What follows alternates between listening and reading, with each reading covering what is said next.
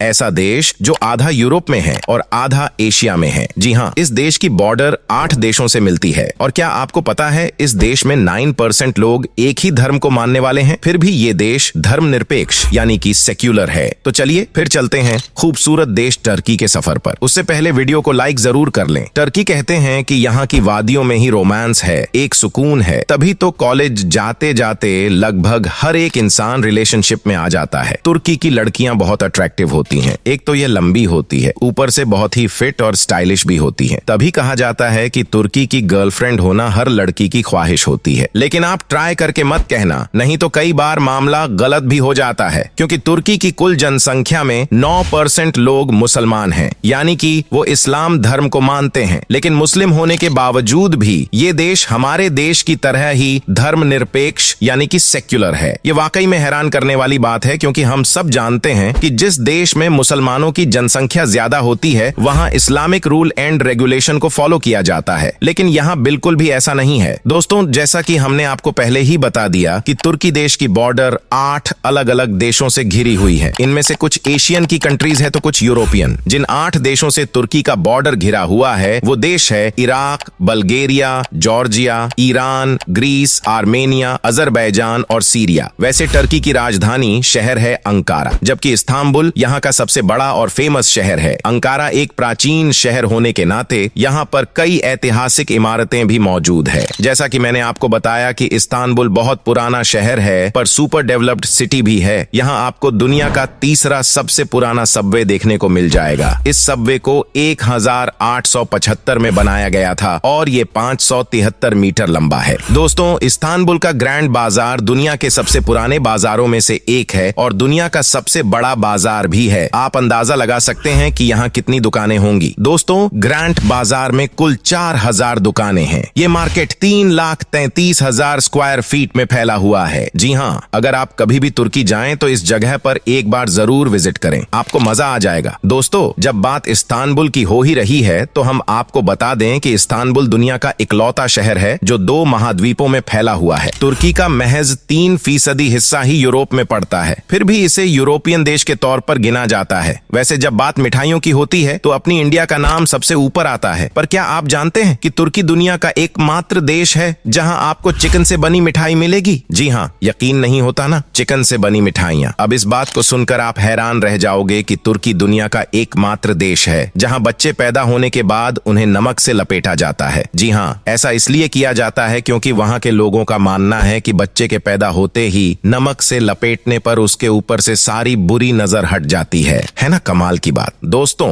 आपको हमने ये तो बता दिया कि तुर्की में 9% लोग इस्लाम धर्म को मानने वाले हैं। लेकिन अब ये भी जान लीजिए कि इस देश में लगभग 15,000 मस्जिद है, जिसे दुनिया के सबसे ज्यादा मस्जिदों वाली देश की सूची में गिना जाता है। तुर्की का इतिहास बहुत ही शानदार है। यहाँ एक से बढ़कर एक शहर हैं, तभी तो सैलानियों के लिए ये ड्रीम डेस्टिनेशन माना जाता है। क्या आप जानते हैं तुर्की दुनिया का 6ठा सबसे बड़ा पर्यटन स्थल है? यहाँ हर साल लाखों की संख्या में लोग घूमने आते हैं। तभी तो इस देश की इकोनॉमी बाहर से आए पर्यटकों पर बहुत हद तक डिपेंड करते हैं। दोस्तों, जिस देश में लाखों लोग घूमने के लिए आते हैं उस देश के लोग रोजगार के मामले में भी बेहतर तो होंगे ही। लेकिन आपको जानकर हैरानी होगी कि इस देश में सबसे ज्यादा लोग ट्रैवलर गाइड का काम करते हैं। जी हाँ, ये यहाँ का हॉट फेवरेट प्रोफेशन है। दोस्तों, आपको बता दूं कि अखरोट के उत्पादन के मामले में तुर्की दुनिया का सबसे बड़ा देश है। यहाँ से दुनिया की डिमांड का % अखरोट एक्सपोर्ट किया जाता है। तुर्की की इकोनॉमिकल कैपिटल सिटी इस्तांबुल में बनी रेलवे सुरंग लंदन रेलवे के बाद दुनिया में दूसरी सबसे पुरानी है। इस सुरंग में 2005 में काम करना शुरू कर दिया था। तभी तो कहा जाता है कि लाइफ में एक बार इस्तांबुल शहर जरूर जाना चाहिए।